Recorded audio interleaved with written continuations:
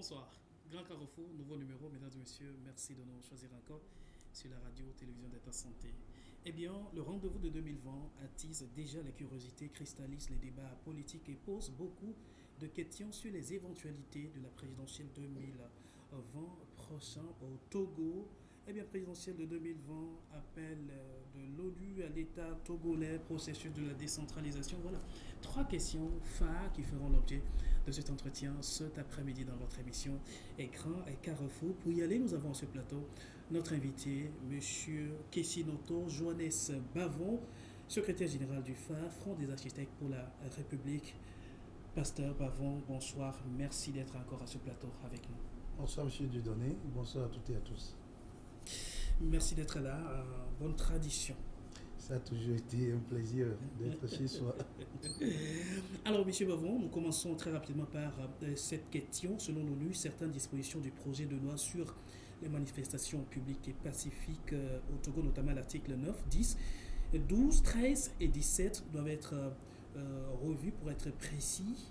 Bref, l'institution demande à l'État togolais de penser davantage à une amélioration de ce projet de loi pour permettre une lecture beaucoup plus juridique sur le plan de droit. Et cela, c'est le fruit aussi d'une pétition signée de beaucoup de Togolais sur la modification de ce texte cadrant la manifestation publique au Togo. Vous avez déjà aussi dénoncé ces insuffisances dans cette modification. Pour vous, aujourd'hui, c'est une victoire, selon Oh, il est trop tôt de crier victoire en la matière parce que, bien sûr, c'est un pas non négligeable. Vous vous rappelez, nous avions eu un débat ici avec un honorable député qui défendait bec et ongle cette modification. Selon lui, il ne s'agissait pas d'une interdiction absolue, mais plutôt une restriction ayant pour motif le problème de la sécurité. Donc le jour-là, je disais ici qu'il s'agit bien entendu d'une interdiction absolue. Il faut lire l'interpellation de l'ONU au gouvernement togolais et vous allez voir que l'ONU a repris exactement nos argumentations à la matière. Donc aujourd'hui, nous sommes... et non seulement c'était arrêté à ce débat, mais on a été plus loin. Le Front des architectes de la République, nous avons jugé bon de faire signer une pétition aux Togolais et beaucoup de personnes ont signé cette pétition et gloire à Dieu, aujourd'hui nous voyons que l'ONU est ajouté à cette pétition. D'ailleurs, on avait eu la lettre ouverte qui a été adressée au gouvernement, à la présidente de l'Assemblée et puis à la présidence. Donc je pense que toutes ces choses que les Togolais ont fait ont contribué à cette réaction de l'ONU aujourd'hui. Là, nous sommes à moitié satisfaits parce que reste à ce que le gouvernement agisse en application à cette recommandation de la part de l'ONU. C'est une première fois qu'une pétition épouse l'assentiment de la grande institution qu'est l'ONU. Oui, bon, est-ce que c'est une première fois? Je ne sais pas l'historique du Togo à la matière, mais la réalité c'est que depuis que la crise a commencé, je pense que c'est la première fois qu'une pétition dans ce sens, dans le sens de la vie politique du Togo, a été prise en compte sérieusement. Et nous devons ajouter à cela le fait que les droits et libertés fondamentaux des personnes, c'est des acquis très chers à l'ONU. C'est des acquis très chers à l'être humain que l'ONU défend et protège ça par tout moyen.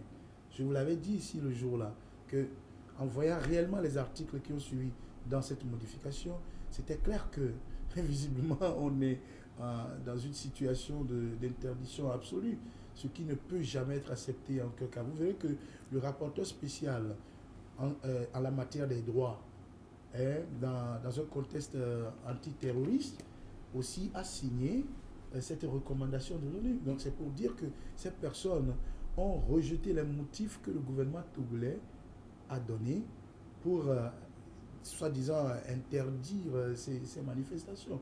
Donc on peut nous dire que ce n'est pas des interdictions. Là c'est l'ONU qui dit, là-bas que c'est une interdiction absolue. Ce n'est plus moi qui le dis. Donc l'ONU l'a dit et nous a épousé dans la même idée.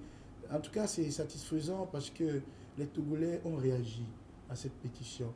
Je veux croire aussi que les diplomates au Togo aussi ont réagi parce que les lettres ouvertes, la lettre n'a pas été adressée aux ambassades, mais elle a été adressée simplement à ces trois grandes institutions, à savoir la présidence, l'Assemblée nationale et puis la primature.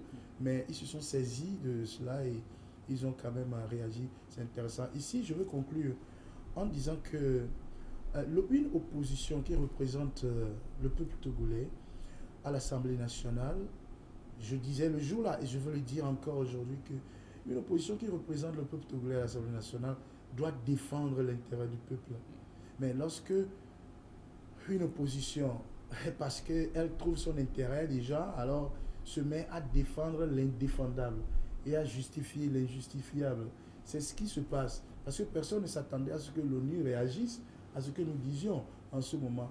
Et voilà que c'est quand même aberrant que nous ayons des personnes qui se disent de l'opposition dans l'Assemblée nationale pour l'intérêt du peuple et défendent des violations des droits et libertés des personnes. C'est dommage. Oui, il n'y a pas eu beaucoup de choses qui ont été faites pour véritablement euh, travailler sur ce projet de loi. Ouais, mais moi je dirais que je dirais même la classe politique a été trop lente dans sa réaction par rapport à cette violation. La classe politique a été trop lente.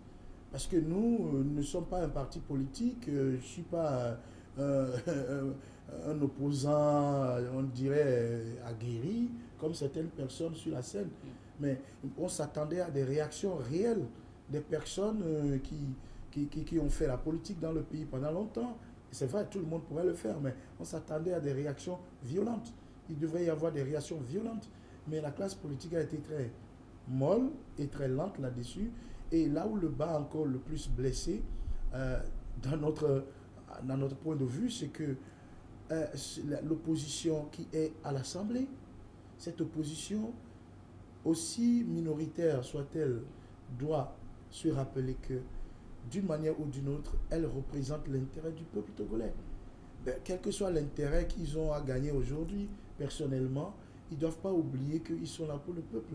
Donc lorsque le peuple s'indigne à l'égard de certains actes pris par l'administration, on ne doit pas, en tant qu'opposition, défendre le régime qui fait cette violation. Là, je suis profondément indigné. Donc c'est pourquoi cette réaction de la part de l'ONU, en réponse à nos inquiétudes, non seulement m'intéresse et me fait plaisir, mais au même moment, ça m'indigne un peu de ce que ceux qui devraient nous défendre, ce sont eux qui défendent plutôt la violation. Et il a fallu cette grande organisation de réagir maintenant. Reste à savoir si le gouvernement va mettre cela en application. Très bien, c'est une question. Très bien, vous en parlez souvent, hein, le peuple, le peuple. Alors très rapidement, nous faisons cette transition sur une autre page de cette émission, c'est bien la présidentielle 2020, Oui. 2020. Eh bien, le peuple dont vous parlez très souvent, Monsieur Bavon, si il vous est donné d'être élu aujourd'hui président de la République, que ferez-vous en matière de ce peuple dont vous parlez? Ben, écoutez, parler d'être élu président, il faut d'abord parler de la candidature. Bien évidemment, Voilà, on veut passer par là. il faut être un candidat d'abord. Notre candidature est une possibilité qui ne sera pas écartée. C'est possible, c'est une possibilité parce que nous sommes en train de travailler dans un sens pour que non seulement on ait une alternance, mais on ait un changement de système. Donc, et là encore, le contexte dans lequel nous sommes aujourd'hui, c'est un contexte un peu compliqué. Alors, plausible que le phare est son candidat en 2020. C'est possible, je dis bien c'est possible, c'est pas une grande certitude. C'est possible parce que je ne suis pas le seul à être dans le phare. Bon, bien sûr, à distinguer du phare de M. Maître Agboïbo. Parce qu'il y a un phare dont il parle maintenant, bon, qui était enterré depuis les années 90, mais qui revient subitement à la surface. Bon, là, ici, on parle du Front des architectes de la République, dont je suis le modeste secrétaire général. Donc, il est possible, parce que nous ne pouvons pas interdire aux uns aux autres de prendre certaines actions. Mais là, avant de parler de présidentielle, au cas où on serait président, bon, voilà, je dirais, dans quel contexte sommes-nous aujourd'hui pour les élections? C'est ça, j'aurais aimé qu'on discute de cela d'abord. Et maintenant, un président élu, qu'est-ce qu'il pourrait faire en réalité pour dire que ce président a vraiment aidé le peuple togolais ou ce président a vraiment changé la vie des Togolais. Voilà. Donc, vous voyez, notre contexte aujourd'hui, c'est que le régime a tout fait pour pousser les gens vers une direction électorale. Vous comprenez? Alors, devons-nous aller aux élections ou ne devons-nous pas aller aux élections? Il y a deux mouvances aujourd'hui, ceux qui disent qu'on ne doit pas aller aux élections parce que les conditions ne sont pas remplies. Il y a d'autres qui disent que ouais, on doit aller aux élections parce que si on n'y va pas, on risque de tout perdre. Bien. Permettez-moi de... C'est comme si je suis en train de dribbler un peu la question. Je vous attends. D'accord. Alors la chose est que dans ce contexte aujourd'hui, qui peut être candidat? Pourquoi être candidat? Et on sera candidat pourquoi? Ça, c'est des choses que le Togolais veut entendre, il veut comprendre. Sincèrement parlant, Monsieur Dieudonné, il faut comprendre qu'il y a deux catégories de politiciens dans notre pays, ou dans tout pays. Il y a le politicien qui a fait de la politique sa profession, 24 heures sur 24. Quand bien même, il n'a pas un bureau ou tout, mais il est politicien tous les jours, il est politicien, c'est ça son travail. Et cette personne ne poursuit que son intérêt, d'abord. C'est-à-dire le poste qu'il peut gagner, le titre qu'il pourrait avoir, l'argent qu'il pourra gagner, voilà, sa propre survie et sa richesse. Bon, après cela, on parlera de son club restreint, le comité restreint comme il l'appelle, et après cela, on parlera du parti. Donc, il poursuit l'intérêt de ces trois catégories de personnes avant de penser à un peuple large. Ce sont ces personnes qui sont prêtes à tout pour ne pas perdre leur but qui leur fait gagner leur intérêt personnel. Ça, je l'appelle le professionnel politique. Ces professionnels politiques ne doivent pas nous tromper. Deuxième catégorie de politiciens, c'est le citoyen politique. Chaque citoyen a le devoir de s'ingérer dans la vie publique de son pays. S'il ne fait rien, il laisse le pays dans les mains des dévoreurs, il sera complice. Donc c'est la raison pour laquelle ceux qui sont des citoyens politiques, vous allez constater que ce sont eux qui aiment plutôt, ils réagissent contre les abus, la corruption, ils réagissent contre l'oppression. Le régime, s'il est dictatorial, s'il est oppressionnaire, ce sont eux qui réagissent contre cela. Ils sont des politiciens, d'autres sont dans des associations de droit civil, etc. Mais ils sont des politiciens, tout le monde. Ils sont peut-être intellectuels ou non intellectuels, mais ils réagissent pour la révolution, le changement de leur pays. Voici le problème aujourd'hui. Dans notre pays, vous allez constater que à chaque fois que... Vous n'oubliez pas quand même cette éventualité selon laquelle un citoyen politique peut facilement devenir un professionnel politique. Merci, parce que vous avez dévancé ma logique. C'est justement ce qui se passe. Dans notre contexte au Togo, vous allez constater que le peuple qui est citoyen politique se soulève toujours contre le régime en place. Parce que ce système en place est un système dangereux. C'est un système qui opprime, concentration des pouvoirs, abus du pouvoir, corruption. C'est un système violent de terrorisme. Parce que le terrorisme, ce n'est pas de l'islamisme. Le terrorisme est un acte criminel qui inspire la peur et la menace chez les autres. Donc un système qui menace les gens. Et dans ce système-là, les gens n'arrivent pas à évoluer. Il n'y a pas d'étoile dans le pays. Donc les citoyens politiques se lèvent toujours et cherchent la fin, à mettre fin à cette machine oppressionnaire qu'on appelle régime. Alors, à chaque fois qu'au Togo, le citoyen politique se soulève pour renverser ce système politique qui est le régime, vous voyez le professionnel politique prendre le devant. Or, le professionnel politique, rarement, il peut commencer comme un citoyen politique pour la révolution. Mais lorsqu'il bascule et qu'il devient un professionnel politique, et qu'il a un parti politique, on l'appelle président, monsieur le président, et qu'il commence par chercher son intérêt personnel, alors c'est des personnes qui ont le cœur divisé. Dans la révolution, ils sont dans la révolution, eux aussi, ils parlent le langage de révolution. C'est ce que nous avons entendu plusieurs fois depuis 90, nous en avons entendu la dernière fois, le 19 août aussi. Des gens qui ont appelé ce régime tortionnaire, sanguinaire, régime dictatorial, cinquantenaire. Ce sont eux qui disaient démission immédiate, etc. Et quand tous les citoyens politiques entendent ce langage, on pense que ces personnes qui sont des professionnels politiques sont aussi de notre côté. Mais au sein de cette révolution des citoyens politiques, ces professionnels politiques, ils cherchent toujours leurs intérêts. C'est pourquoi le régime togolais, les connaissant, leur donne ces petits intérêts, soit de l'os, un peu de tendon, un peu de viande, et ils commencent par se jeter dessus.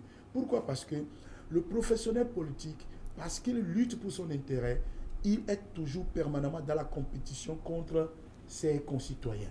C'est ça qui a fait que dans notre pays, aujourd'hui, depuis le soulèvement, vous avez constaté que le problème au sein de l'opposition a toujours été le problème du Togolais. S'il n'y avait pas cette compétition, cette lutte interne au sein de l'opposition, on allait venir à bout de ce régime depuis.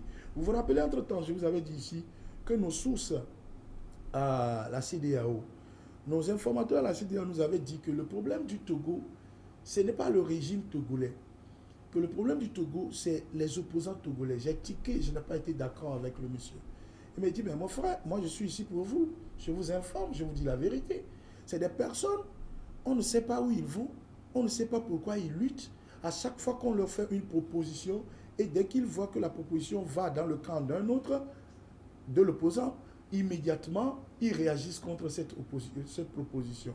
Et aujourd'hui, nous sommes arrivés, c'est les personnes qui nous disaient, alors je viens à votre question, c'est des personnes qui nous disaient, Fort Gnassingbé, démission immédiate, ceci, cela. Ça, c'est un langage révolutionnaire. Et je suis d'accord avec eux parce que la révolution n'est pas un crime. Lorsqu'un peuple est en face d'une dictature, seule la révolution vient à bout de cette dictature pour garantir l'avenir. Alors, en tenant ce langage de révolution, il faut qu'on mette fin à ce régime, etc. Régime sanguinaire, etc. On est d'accord. Mais maintenant, à partir des législatives de 2018, le 20 décembre, c'est au nom de cette même révolution que les gens ont dit au peuple de ne pas participer à ces élections. Nous n'avons pas participé. Maintenant, à quel moment de la révolution, ceux qui nous disent d'aller aux élections aujourd'hui, à quel moment ils ont compris que ce régime est devenu un régime pas trop mauvais, mais on peut faire avec. Un régime pas trop sanguinaire et on peut collaborer avec. Au nom d'un consensus. Très bien. Je n'ai pas refusé. Alors, à quel moment ils ont maintenant su que ce régime n'est plus sanguinaire, dictatorial, tortionnaire, et qu'on peut collaborer avec ce régime et aboutir à une alternance? Alors, c'est là où le problème justifie l'indignation du peuple togolais qui estime que l'opposition togolaise a été traître à son égard. Cette trahison se justifie du fait que vous changez de langage à chaque fois que votre intérêt n'est plus sécurisé. Vous parlez de quelle opposition? Phare est de quoi? Opposition ou alors d'un juste milieu? Non, mais le phare défend l'intérêt du peuple togolais, du nord au sud. Le phare, c'est le citoyen politique. Le phare est un citoyen politique. Nous sommes un citoyen politique. Nous sommes d'accord pour aller aux élections et je vous dirai tout à l'heure ce qu'il faudra faire pour ces élections. Alors, vous voyez, à quel moment de cette révolution, les politiciens ont compris que, attention, que ce régime, on peut faire avec, c'est pas aussi mauvais que ça, et qu'on peut aller aux élections organisées par la même CENI qui avait été vomi, les mêmes CELI qui sont vilipendés, avec le même gouvernement, le même ministre de l'Intérieur, etc. À quel moment, avec la même Cour constitutionnelle, à quel moment vous avez su que ces institutions sont devenues des institutions louables et légitimes et qu'il faut maintenant suivre leurs ordres dans l'organisation de leurs élections? Et maintenant, à quel moment on a su que la révolution n'était plus une bonne chose? À quel moment on a su que Fort Gnassingbé est encore devenu une bonne chose? C'est là où la trahison pour chaque citoyen lambda se justifie. Alors aujourd'hui, ceux qui nous disent d'aller aux élections, nous allons nous poser la question de savoir quel est l'intérêt du peuple togolais dans cette élection? Parce que l'intérêt sera difficile à trouver.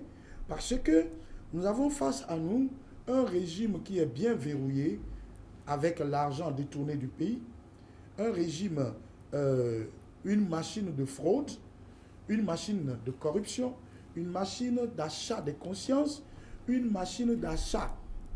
Laissez-moi terminer. Je sais que ça vient. Une machine d'achat de conscience, une machine de violence, ok? Parce que 90, on a connu le même problème. Comment l'appelle-t-on, la violence. En 98, la première élection démocratique dans le pays, M. J-Chris Olympio avait gagné. Mais qu'est-ce que ça a donné? Il y a eu des éléments, entre guillemets, incontrôlés, qui sont rentrés dans la maison, ont tabassé les vieillards, les petits-enfants, les jeunes et tout le monde. Ils ont créé le terrorisme dans le pays. Ils ont créé la violence dans le pays. Et le résultat a été changé. Au même moment, 2003, également la même chose. 2005, la même chose. Je dirais 2010, la même chose. 2015, la même chose. 5 bonnes fois. Alors, qu'est-ce que l'opposant qui va aux élections aujourd'hui va nous garantir comme mécanisme pour empêcher cette machine qui est en face de nous, qui est dictatoriale comme eux-mêmes ils l'ont bien défini? Quel mécanisme ils vont nous donner aujourd'hui comme garantie que lorsque nous irons au vote, ce sont nos votes qui seront comptés, primo, et secondo, lorsque nous aurons investi notre énergie pour le voter et qu'il aura gagné et qu'il n'y aurait plus des éléments incontrôlés pour tabasser nos femmes et nos enfants à la maison. Il n'y a pas de garantie. Donc c'est pour dire que l'intérêt du peuple en général ne se trouve pas en réalité dans cette élection qui est en train d'être organisée. Mais où se trouve l'intérêt du politicien? Si nous savons que nous avons ce gouffre devant nous, un régime qui est si verrouillé, une machine oppressionnaire, violente, alors, et nous savons que la victoire n'est pas garantie. Je me rappelle très bien la dernière fois sur Métropolis, justement c'est le vendredi dernier, un intervenant du Parlement, il disait que aucun parti de lui seul ne peut faire face à UNIR. Ça, c'est une réalité. Maintenant, je vais vous dire, si vous savez que vous ne pouvez pas faire face à cette machine et gagner, et pourtant vous voulez faire face à cette machine, investir votre argent, investir votre énergie, perdre votre temps pour aller à une élection que vous savez que vous n'allez pas gagner, où se trouve votre intérêt? Alors, soit nous sommes idiots en entreprenant, c'est là, cet objectif, ou soit nous sommes complices. Nous sommes soit idiots, soit complices. Idiots parce que nous savons bien sûr que nous n'allons pas gagner et pourtant nous investissons. Aucun investisseur ne jette son argent par les fenêtres. Donc nous sommes complices soit parce qu'on a déjà fait un compromis, des consensus. Ok, après les élections, tel sera à tel ministère, peut-être celui-ci sera Premier ministre, l'autre sera ministre de l'économie, etc. Donc tout a déjà été plié et maintenant on nous amène comme des moutons et on nous demande d'aller à ces élections. Puisque... Très bien. Monsieur Bavon, avant tout développement, Phare ira aux élections en 2020, oui ou non? Ce sera perdre le fil de... Excusez-moi, je vais répondre à votre question. Mais je termine ici rapidement, excusez-moi. Parce que c'est oui. fondamental. Oui, bien sûr. Alors, dans cela, qu'est-ce qui se passe? Il faut que le peuple comprenne qu'il y a une différence entre la lutte entre les partis politiques et la lutte pour la libération de la nation. Il y a une différence. Le CAR contre l'ANC, l'ANC contre la CDPA, la CDPA contre FPD, etc. Ça, c'est un autre contexte. Ici, au Togo, on n'est pas dans le contexte d'une élection, c'est-à-dire une politique de contestation entre les partis politiques et les personnes pour exercer le pouvoir. Ici, on est en lutte pour la libération du régime. Et là, quand vous nous dites d'aller aux élections, sachant bien sûr que ceux qui sont en face de vous, vous ne pouvez pas venir à bout de ces personnes.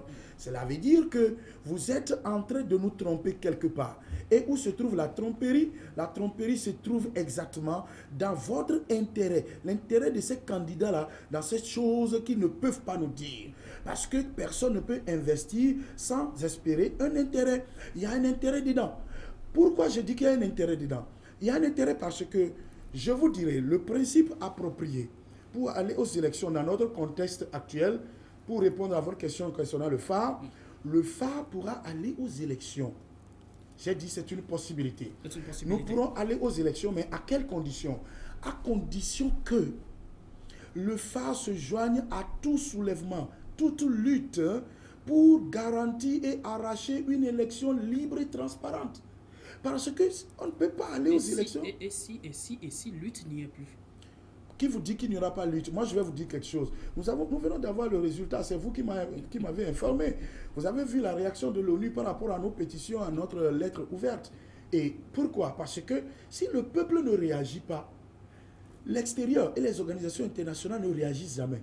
Un peuple qui accepte un régime, aussi diabolique qu'il soit, l'ONU n'a pas le pouvoir de venir déstabiliser ce régime-là, aussi longtemps que ce régime garantit la stabilité dans ce pays-là. C'est pourquoi en Corée du Nord, l'ONU n'a jamais réagi là-bas pour changer ce régime. On l'appelle dictature, mais elle est restée telle qu'elle, parce que le peuple nord-coréen l'a accepté. Ils ne sont pas gênés. C'est ça, ils ne sont pas gênés. Donc au Togo, aujourd'hui, si nous ne sommes pas d'accord avec ce régime qui est en face de nous, il nous appartient la responsabilité, le devoir de nous lever et de réagir. Si personne n'avait réagi concernant cette modification de la loi Bojona, je vous dis que l'ONU ne dira rien. Ça veut dire que celui qui ne dit rien consent. Si le peuple ne dit rien, on nous conduit à l'abattoir électoral. Si nous ne disons rien, l'ONU ne dira rien, nous irons là-bas, l'ONU va dire qu'il y a eu élection transparente, élection libre et paisible, parce que nous-mêmes n'avons pas réagi. Il n'y aura pas de sauveur. Il faudra que vous et moi, le peuple même réagisse. Il y aura toujours une réaction. Et nous sommes du côté de cette réaction. Le phare a toujours dit dès le début, je le rappelle encore, qu'en tout début de cette crise, nous avions dit que il faut que nous ne soyons pas inquiétés par la candidature de M. Faure Gnassingbé, vous vous rappelez. Et j'avais dit que si même M. Faure Gnassingbé se présentait comme candidat de 4e mandat, tout cela, ça ne nous inquiète pas. On n'a pas peur de ça. Mais ce qui nous inquiète, c'est comment les élections seront organisées. Si elles seront organisées d'une manière patapa, comme on le dit chez nous, d'une manière violente, menaçante, d'une manière oppressionnelle, c'est-à-dire c'est comme ça, et prenez le train, notre train est parti, vous irez dans notre direction qu'on vous impose, alors là, il y aura problème. Et ça a été notre première recommandation à la CEDEAO et au gouvernement togolais. Si vous voulez aller encore à un 4e mandat, alors assurez-vous que nous devons avoir des élections transparentes. Au cas contraire, alors attendez-vous encore à la réaction du peuple togolais. Parce que nous voulons aller aux élections, personne ne peut refuser les élections. L'élection est un principe fondamental de la démocratie. En tout cas, c'est un droit. Et un droit alors, protégé. Alors, ce jour, vous ne prenez plus le boycott? Non, on ne prône pas le boycott du tout. Mais on ne prône pas non plus l'abattoir électoral. Nous ne sommes pas d'accord pour l'abattoir électoral parce que les candidats qui s'annoncent, moi je suis surpris, les gens s'annoncent à la candidature. Je m'attendais à ce que les gens nous disent, mais voilà, nous serons candidats, mais nous demandons au peuple de se préparer afin que nous puissions arracher une élection une élection libre, transparente et équitable. Mais personne ne dit cela. Peut-être aujourd'hui, je suis en train de le dire, bientôt ils vont récupérer ça, ils vont commencer par nous tromper encore, qu'ils sont en train de parler de ça. Mais la vérité, c'est que pour aller aux élections dans notre contexte actuel, il faut s'attendre à ce que le peuple arrache sa liberté électorale. Parce que c'est notre droit et nous devons l'arracher. On ne peut pas laisser... Ce n'est pas utopique, là, ce que vous dites? Non, mais ce n'est pas utopique. Vous avez vu les Congolais. Comment arracher cette victoire, cette transparence? Nous sommes à quelques mois de 2020. Je vous dis qu'une semaine suffira. Très bien. Vous rappelez la dernière fois que les Congolais ont fait quelque chose d'extraordinaire.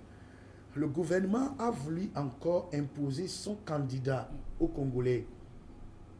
Si aujourd'hui, M. Faure Gnassingbé disait « Ok, vous ne voulez pas que je me présente pour le 4e mandat, je me retire. Maintenant, je présente telle personne. » Ce n'est pas ça la solution. C'est pourquoi quand les gens disent non au 4e mandat de Faure Gnassingbé, ce n'est pas ça la solution. C'est une revendication utopique. Ça ne résout rien. Parce que il peut ne pas se présenter comme Kabila et donner quelqu'un d'autre. Et or, ce quelqu'un d'autre viendra, mais pour protéger le même système qui nous régente et qui nous broie. Nous avons connu cette alternance depuis le temps des Adémans. On a connu des gens dans ce pays, des Kounalé et Klo, des Kotivilaclé, des Beignon Amigbo, les grands barons du RPT. Ces personnes ne sont plus là aujourd'hui, mais le système du RPT demeure. De la même manière, si Faure ne va pas à une candidature de 4e mandat, et il présentait quelqu'un d'autre, le système du RPT demeurera. Ce que nous voulons, c'est éradiquer ce système pour tous les Togolais du nord au sud. Et pour vous, alors c'est pourquoi... le peuple s'arrache une élection transparente. Et cela a déjà été fait plusieurs fois. Je vous donne l'exemple du Congo, l'exemple le plus récent. Lorsque le gouvernement organisait les élections, qu'est-ce que le gouvernement a fait? Ils sont partis de commander des machines pour pouvoir truquer les élections et imposer leurs candidats.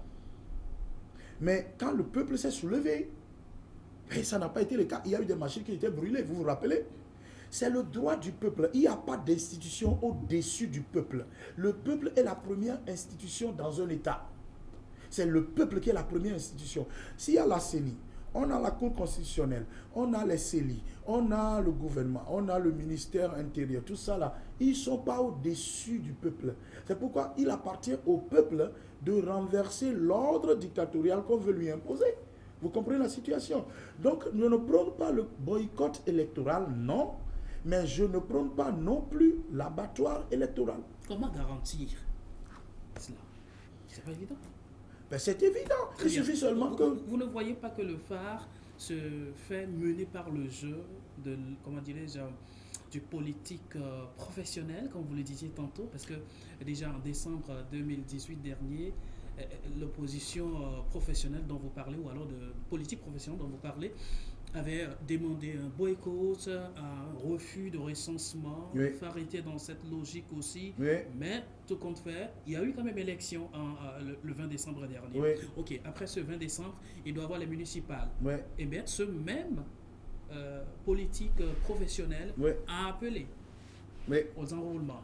Et l'élection locale a eu lieu. Parce que leur intérêt était en train de les échapper, donc il fallait rapidement Très bien. rattraper quelque chose. Le phare aussi avait appelé, toujours, était resté dans sa logique de la non-participation à ces locales. Mais aujourd'hui, 2020, si le phare se retrouve dans cette position plausible d'appel aux élections présidentielles, là, il y a contraste. Non, non. Au contraire. Pourquoi est-ce que nous sommes pour les élections et des élections libres à arracher? Il n'y aura pas d'élection sans recensement. Oui, bien sûr, c'est cela. Il faudrait... Pourquoi est-ce que je dis cela? Je dis cela parce que le moment, au 19 août, lorsqu'on demandait la démission immédiate du président Faure Gnassingbé, la discussion sur le départ immédiat de Faure Gnassingbé, etc. Bien, certains avaient des argumentations qui étaient bien justifiées, à tort ou à raison, que c'est un président démocratiquement élu. Tant que vous ne pouvez pas prouver que ce monsieur n'est pas légitime et légal, donc, en tout cas, aux yeux du droit, il est légal et légitimement élu. Bien, donc, des gens avaient cette argumentation que Faure ne pouvait pas quitter le pouvoir. Maintenant, l'élection est comme un no man's land. C'est un moment où le président de la République, il a deux statuts. Il est toujours président de la République, mais candidat neutre. En ce moment, il a terminé déjà son mandat. Et sur son no man's land, les Togolais sont libres maintenant de pouvoir mettre fin à cette machine. C'est ça, dans ce no man's land. C'est la raison pour laquelle, moi je vous dis maintenant que tout n'est pas fini, parce que tout appartient aujourd'hui au peuple. Aujourd'hui, on ne peut plus dire que nous voulons écourter le mandat de Faure Gnassingbé en 2020 parce que nous ne l'aimons pas, nous n'aimons pas sa tête. Il a fini son mandat, c'est fini. Mais maintenant, l'organisation des élections, si cela penche de son côté et plié pour lui, il appartient au peuple de piétiner cela, de dire non, ça ne passera plus comme ça. Je ne sais pas si vous comprenez notre position. Donc, nous ne sommes pas dans cette logique d'intérêt personnel qui fait basculer les uns et les autres d'un cas à un autre à chaque fois que le vent change de direction. Nous sommes toujours restés dans notre direction. Nous avons un seul Michas parce que nous sommes dans la vérité. Et la vérité est la liberté du peuple, l'intérêt du peuple. Monsieur Bavon, je partage avec vous cette position d'un téléspectateur avant qu'on ne continue. Oui. Les opposants togolais ont du miel sur la langue. Pourtant, le peuple leur fait confiance aveuglement et il est avec dans le destin du peuple. Qu'est-ce qui fait croire que le phare n'emboîtera pas ses prédécesseurs, le part de ses prédécesseurs? Ah, pertinente réaction. C'est ce que vous disiez en amont de cette émission. On disait que souvent les citoyens politiques, ce sont eux qui basculent et deviennent des professionnels politiques. En effet, bon, le phare est un mouvement qui n'est même pas encore bien connu, hein, mais la vérité c'est que nous ne sommes pas venus sur la scène politique par ambition ou par gain, ou recherche de gain, ou recherche de position ou de titre. Bien, nous sommes arrivés sur la scène politique sous une mission. une vision que Dieu nous a donnée depuis 2010. N'oubliez pas que je suis une personne qui pratique l'esprit aussi. Donc, avant d'être politique ou juriste, j'ai longtemps pratiqué la spiritualité. Donc, quand nous sommes rentrés sur la scène politique, tout ce qui devrait se passer s'est passé. Et on a vu ça confirmer que nous avons une pierre à apporter à la construction du pays. Maintenant, le danger ici, c'est que, en tant qu'être humain, je ne demande à personne de me faire confiance. Parce que tout homme est faillible. Ce que les autres opposants font, qui indignent le peuple aujourd'hui, je serais peut-être un jour capable de le faire si j'étais à leur position, en tant qu'être humain. Mais on peut faire confiance absolue en l'alliance spirituelle de vie ou de mort qui existe entre mon Dieu qui m'a appelé en politique. Ça, c'est quelque chose que je ne peux pas briser. Et c'est sur cette alliance que moi j'ai été appelé en politique. On m'a dit d'aller dans tel sens. Et si celui qui m'a appelé, j'obéis à sa voix, et je vais dans ce sens, et de son côté, il ne fait pas sa part, alors je me retire de la vie politique parce que je ne suis pas venu de mon propre plaisir. On m'a appelé, je suis un homme sous mandat. Je suis un homme en mission. We are men on mission and we have a goal to pursue. C'est comme ça. Et ça fait une grande différence. Si tout le monde pouvait quand même faire la politique comme ça, je pense qu'ils seraient libres. Les gens seront libres, quoi. Parce qu'ils ne chercheraient pas tout le temps à se battre contre X, Y, Z parce qu'il y a tel intérêt en jeu. Ce que Dieu ne t'a pas donné, ne cherche pas à obtenir. Apparemment, votre mission ne répond pas aussi exactement à l'esprit de la politique politicienne. J'ai pas compris, s'il vous plaît. La politique en soi ne se base pas forcément sur Dieu. Alors, lorsque vous faites référence à Dieu, pour certains, c'est de la rêverie. Quand je parle de Dieu, je ne parle pas de l'Église, je ne parle pas de ce que vous adorez. Je parle de mon âme, je parle de ce qui est mon âme qui m'a engendré. Chacun a sa définition de son Dieu. Et moi, ce que moi je dis de Dieu, qui est mon Dieu par lequel moi je fonctionne, on ne blague pas avec ça. Hein. Si je vous dis que demain, vous n'allez pas vous lever, vous n'allez pas vous lever. C'est comme ça. Moi, je ne blague pas avec ça. Nous sommes sur un plateau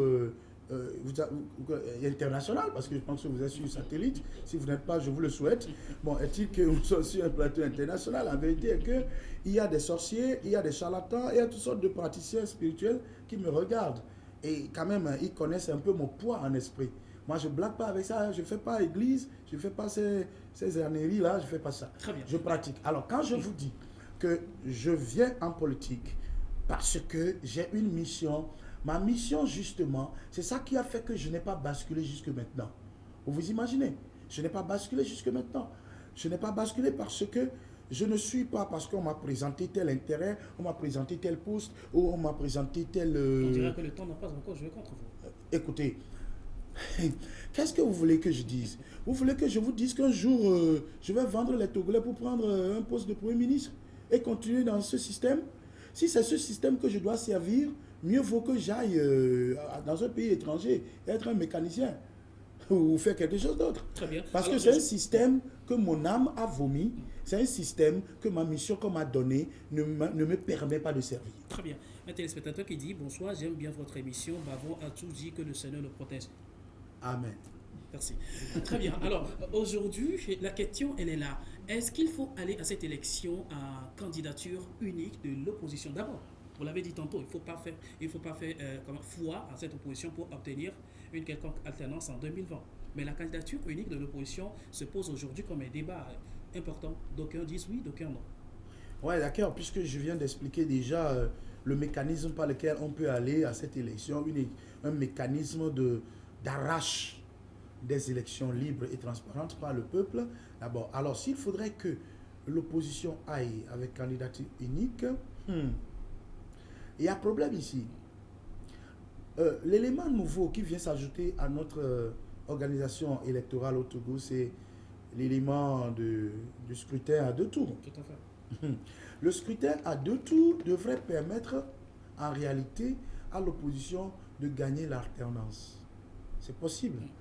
Mais le contexte dans lequel nous sommes, avec un régime qui organise des élections frauduleuses, des urnes bourrées, la violence, la menace et tout cela, normalement, notre opposition, si elle voulait aller et suivre D'abord, cette logique d'organisation de ce régime, c'est sûr que quelle que soit leur organisation, si qu'ils aillent en rang dispersé ou en rang de candidat unique, ils ne parviendraient à rien.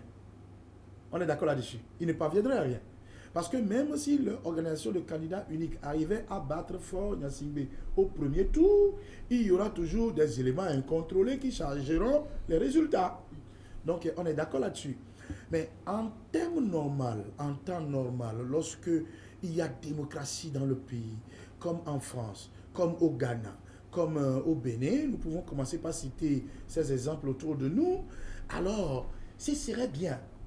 Lorsqu'on veut parler de candidature unique, la candidature unique au premier tour se subdivise peut-être en 3 groupes. Vous comprenez?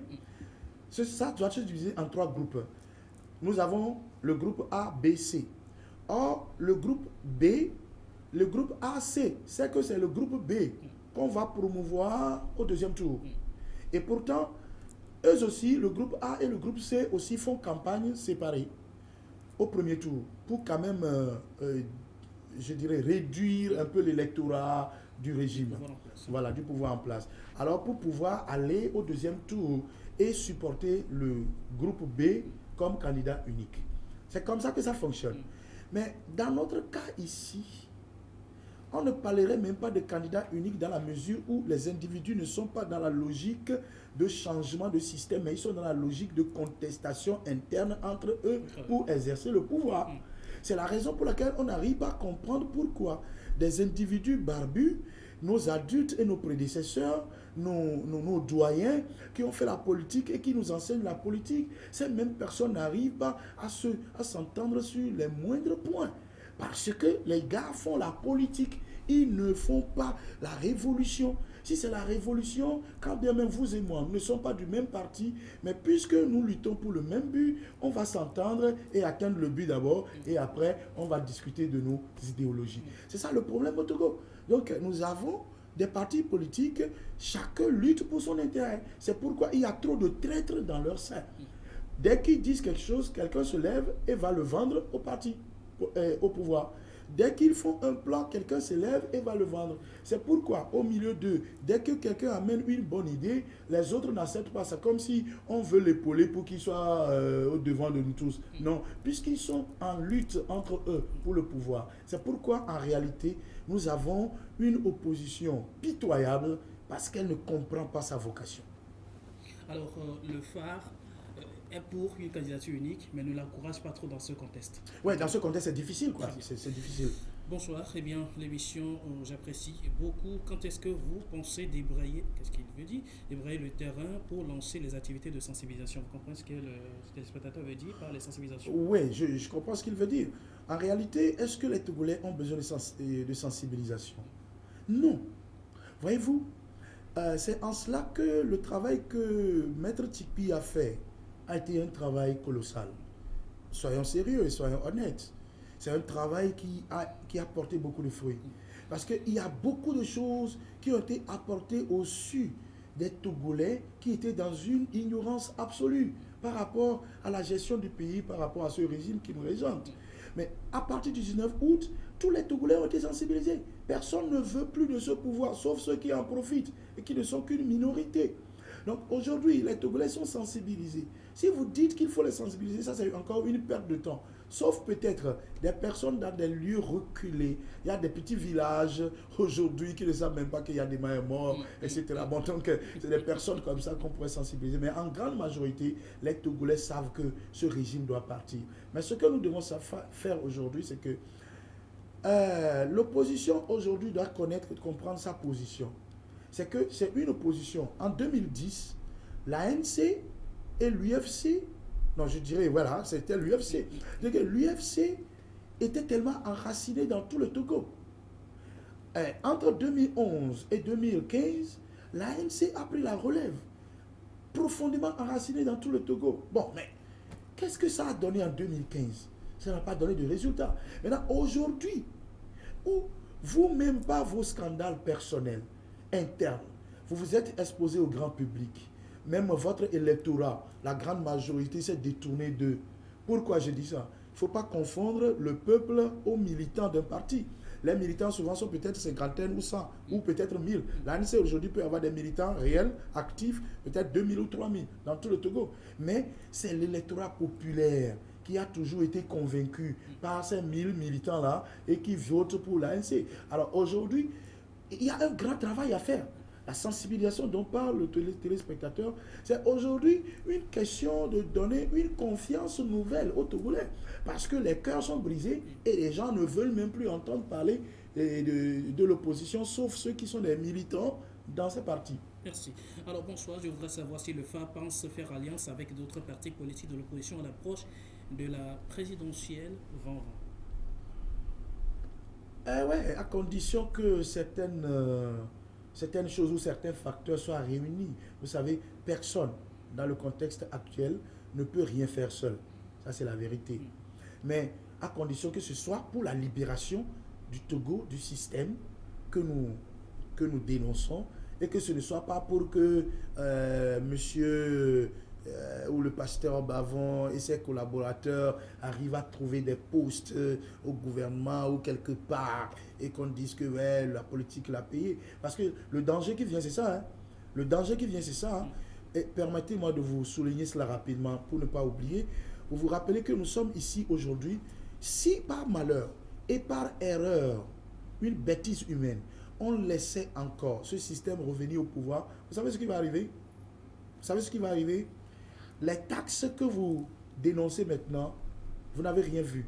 Vous en verrez encore pire que ça. Il y aura l'oppression. Vous n'êtes pas un prophète de malheur. Non, mais quand même, je lis. Je suis un politicien. Je lis. C'est une analyse que je fais. Et là, moi, je vous dis que après tout cela, Faure Gnassingbé fera 10 ans. Donc, 2030, peut-être si les conditions, toutes choses égales par ailleurs, il pourrait encore continuer. Mais au cas où il y a trop de pression sur lui, il pourrait laisser ça à un dauphin. Le dauphin fera 10 ans. Mais vous croyez, les 10 ans là qui passeront, vous allez encore faire 50 ans sous le même système. Les personnes pourront passer, se changer, mais ce sera toujours le même système qui profiterait aux mêmes personnes. Donc c'est la raison pour laquelle nous pourrons faire alliance avec toute personne pour les élections présidentielles. Premièrement, à condition que nous excitions le peuple à arracher les élections libres et transparentes. Et deuxièmement, à condition que ce soit pour renverser ce système et non pour obtenir des postes personnels. Et cette alliance ferait partie de vos stratégies d'atteinte de résultats en 2020? Mais bien sûr, c'est cela. Très bien. Alors, la question d'un téléspectateur, Phare, ce flambeau. Alors, si Phare aujourd'hui se présente comme porte-flambeau du peuple, ce que nous voyons visiblement, si oui, quel est son moyen d'action pour la présidence en 2020? Non, mais vous savez, personne, je l'ai déjà dit, que personne ne peut se positionner comme sauveur d'un peuple. Hein. Le sauveur du peuple n'existe pas. Chaque peuple se libère lui-même. Et il suffit simplement que n'importe qui, que ce soit monsieur Dieudonné ou monsieur Dieitama ou monsieur Kaboua ou monsieur Jean-Pierre Favre, ils annoncent maintenant, ok, messieurs, tenez-vous prêts, demain nous allons manifester ici pour la libération des urnes et de l'organisation électorale. Nous tous, nous serons dedans. Donc c'est comme ça, personne ne peut être, nous ne sommes pas du tout les sauveurs du peuple, nous sommes avec le peuple et dans le peuple pour Très agir. bien, très bien. Alors, salut le plateau. Eh bien, c'est une position un peu panafricaine. Hein. Salut, c'est moi c'est Étienne depuis Mission de Tové. Merci. Eh bien, la politique africaine et la politique européenne, comment vous l'expliquez? Alors, en Afrique, nous avons connu les rois. Aujourd'hui, avec les Blancs, nous avons négligé nos coutumes. Pensez-vous utiliser le système européen pour régler le problème africain? C'est une question qui nous dévie carrément de point du débat. Mais en réalité, c'est que aujourd'hui, le patriotisme ne veut pas dire le repli sur soi. Et on ne peut pas faire la politique dans notre monde actuel et sans compter les pays occidentaux, les pays asiatiques. Donc c'est à cela que sert la diplomatie ou les relations internationales. Donc on ne peut pas agir sans cela. Mais même, je sais là où il veut venir. C'est-à-dire, est-ce que nous pouvons maintenant changer les systèmes en Afrique, sans lutter contre la France et les néo-impérialistes, etc. C'est ce qu'il veut dire. Mais qu'est-ce que nous appelons par néo-impérialistes ou bien la France, etc. Il y a beaucoup de pays aujourd'hui qui connaissent l'alternance. Ils ont connu l'alternance sans que la France n'ait eu à s'imposer. Le Congo, la dernière fois, la France a eu un échec cuisant parce que la France misait sur Martin Fayoulou. Et on a vu la colère du ministère des Affaires étrangères français. Donc, vous voyez, ça ne veut pas dire qu'il faut qu'on se démystifie. Il faut qu'on se libère de cette intention que la France est toute puissante, la France est ceci. Non, si le peuple togolais se lève aujourd'hui, comme on s'est levé dans cette pétition concernant la modification de la loi de Bojona, donc le peuple se lève aujourd'hui, vous verrez tout de suite que même la France aussi aura à discuter avec ceux qui ont organisé le soulèvement. Très bien. Alors, M. Bavon, nous allons très rapidement faire un tour sur la question de la décentralisation avec cette petite intervention d'un expert en décentralisation et venir à vous au phare, quelle est la lecture que vous portez sur le sujet, surtout avec les dernières élections des maires. 117 communes au Togo, ce n'est pas rien. Alors, avec la complicité de la régie, bien sûr. Oui, effectivement, c'est un grand pas dans la mesure où cette étape des élections est importante pour permettre aux populations d'avoir des représentants locaux chargés de gérer les affaires communales. Donc c'est une étape très, très importante. Donc, nous félicitons le gouvernement pour ses efforts. Oui, comme vous le savez, les présidents des délégations spéciales ne devraient même pas attendre cette note du ministre dans la mesure où ils ont été mandatés pour gérer les collectivités territoriales pendant un certain moment. Donc, ils devaient s'attendre à ça. Donc, la note du ministre, à notre avis, est la bienvenue. Maintenant, la question que nous posons, est-ce que le délai est raisonnable pour permettre à ces acteurs, à ces représentants de délégation spéciale de bien faire le rapport? Nous pensons quand même que 6 mois ou bien 3 mois avant, on aurait pu faire cette note pour qu'un travail sérieux soit fait. Sinon, le rapport qu'on leur demande, c'est tout à fait normal, mais on doute un peu de la qualité de ce rapport. Voilà. Non, nous ne pensons pas que c'est évident dans la mesure où il y a des normes préalables à exécuter. D'abord, aujourd'hui, il est demandé au préfet de convoyer les matériels des délégations spéciales vers les nouvelles communes. C'est une bonne chose, mais est-ce que l'inventaire de ces matériels est fait? Sur quels critères les préfets vont affecter ces matériels aux nouvelles communes? Par exemple, quand nous prenons le cas de Lomé, la délégation spéciale de Lomé commune a 5 nouvelles mairies et communes. Et celle de la préfecture du Golfe a au total 8 communes, c'est-à-dire que 8 communes d'Agoué et puis les 2 autres communes de la préfecture du Golfe. Donc on se demande, est-ce que des critères d'affectation ont été définis au préalable pour permettre au préfet de faire ce travail de manière sérieuse? Donc nous disons quand même que les efforts du gouvernement sont à saluer, sauf que nous constatons que le délai ou bien les choses ne se font pas à temps pour permettre aux différents acteurs de pouvoir bien faire la chose. Nous avons toujours déploré le déficit de communication au début de ce processus pour dire que ce que le gouvernement fait, c'est une très bonne chose, mais les informations n'arrivent pas à temps. Donc tout cela démontre que nous ne sommes pas bien préparés pour entrer dans la dynamique de la décentralisation avec plus de sérieux, de responsabilité dans les choses. Maintenant, c'est une note qui est sortie, on attend de voir ce qui sera fait. Le risque, c'est que le travail sera très difficile pour les nouveaux maires ou bien aux nouveaux conseillers dès la prise de leur fonction. Parce qu'on aurait pu même préparer ce transfert pendant au moins 3 mois. C'est-à-dire qu'après l'élection, très tôt, ou bien 1 mois, pour que ces nouveaux puissent être entraînés par les anciens. Quoi qu'on dise, les anciens ont eu quand même une certaine expérience en la matière. Même les services municipaux, il faut avoir la maîtrise pour pouvoir les gérer. Donc le personnel de cette délégation spéciale devrait normalement être aux côtés des nouveaux agents, même s'ils seront transférés au niveau des collectivités territoriales de nouvelles communes. Nous ne pensons pas que tout le personnel sera affecté. Ça veut dire que les compétents feront défaut au niveau des nouvelles communes. Donc ça devait être une préparation pour que nous puissions vraiment amorcer cette phase de gouvernance locale avec beaucoup plus de sérénité. Quel est votre appel aujourd'hui?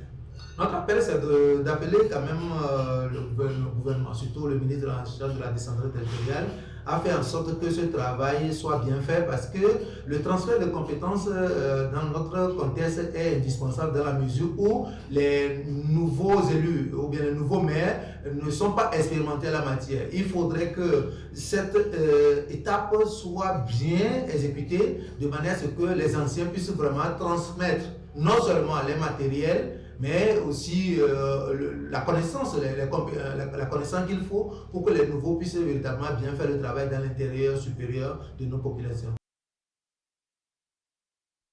Monsieur Bavon, Oui. et quoi qu'on dise aujourd'hui, le Togo compte 117 communes et de toutes les façons, c'est la gouvernance locale qui est en marche. Le Oui. phare a une lecture brève de la chose. Ben, je l'avais toujours dit que, bon, moi je suis content que l'expert ait pu dire cette vérité. On est mal parti, on ne s'est pas bien préparé. D'abord, sur la forme et sur le fond. Sur la forme d'abord, on parle de décentralisation et cette décentralisation a toujours été profitable pour les collectivités locales seulement dans un contexte démocratique.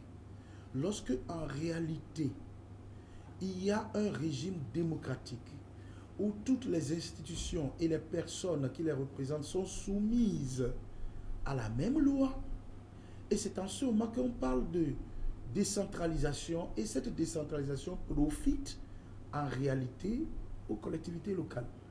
Mais lorsque la décentralisation est dans un contexte où un seul parti concentre tous les pouvoirs dans ses mains, alors il n'y a pas de décentralisation. Je vous donne en exemple l'absence de la juridiction administrative. Nous n'avons pas de juridiction administrative. Or, lorsqu'on parle de décentralisation, souvent le contentieux administratif a toujours été le sujet fondamental. D'abord entre les communautés eux-mêmes, entre la population locale et leurs dirigeants. Donc pour qu'il n'y ait pas d'abus et tout ça, toutes ces choses n'existent pas. On n'a qu'une chambre administrative aujourd'hui qui se trouve à Lomé.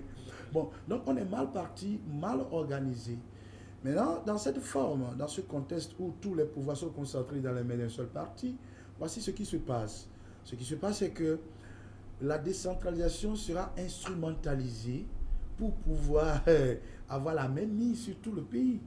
Puisque, regardez ce que UNIR a gagné dans cette décentralisation, dans les élections locales. UNIR a eu la part léonine dans cette élection. Donc, et cela veut dire que les maires ou les conseillers municipaux, les représentants ou les dirigeants locaux, y compris les préfets qui sont nommés par le gouvernement central, donc eux tous vont influencer la population locale en faveur du parti unique qui est tout puissant dans le pays. Donc ça, c'est sur la forme. C'est la raison pour laquelle nous disions à ceux qui voulaient participer à cette élection locale de peut-être faire avancer les jeunes de leur parti et ces présidents de parti eux-mêmes. Mais certaines personnes sont trop gourmands qui ne peuvent rien laisser, même à leurs propres enfants. Donc ils ont été eux-mêmes. En fin de compte, nous avons vu les résultats. Donc sur le fond, comme le disait, comment vous vous imaginez qu'un Togo comme celui-ci, des communes sont morcelées comme de petits pains. Donc on aurait des maires partout. On dirait des maires dans chaque quartier finalement. Donc là, c'est une administration qui est plutôt une couverture administrative du pouvoir central d'un seul parti sur toute l'étendue du territoire. Et c'est là où le bas blesse. Alors vous ne voyez pas trop un grand développement basé sur ce processus de développement, oui, de décentralisation. Oui, peut-être il y aura développement, mais ce sera un développement sélectif au gré du parti central. Parce que c'est lorsque vous nous soutenez que nous pouvons appuyer certains de vos projets. Vous vous rappelez, il y a là-bas, il y a l'expropriation. Il n'y a pas que, il y a beaucoup de thèmes en la décentralisation. Il y a l'expropriation et en la matière de l'expropriation, le pouvoir central a son rôle à jouer. Mais si vous n'êtes pas du côté du pouvoir central, c'est toujours la musique qui nous joue. Celui qui refuse de danser au rythme de leur musique, il est écarté.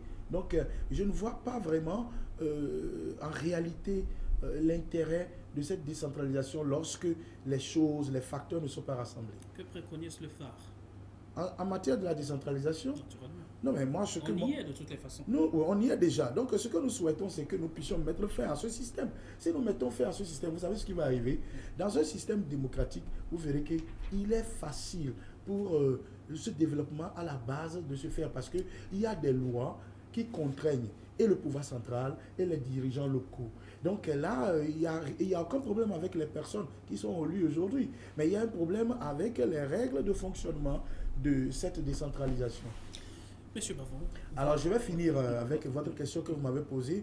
En tant que président, qu'est-ce que... Bon, voilà, moi je pense qu'un bon président que le Togo aura maintenant, qui pourra nous aider, il doit premièrement mettre en place le fondement politique, c'est-à-dire l'organisation politique de l'État.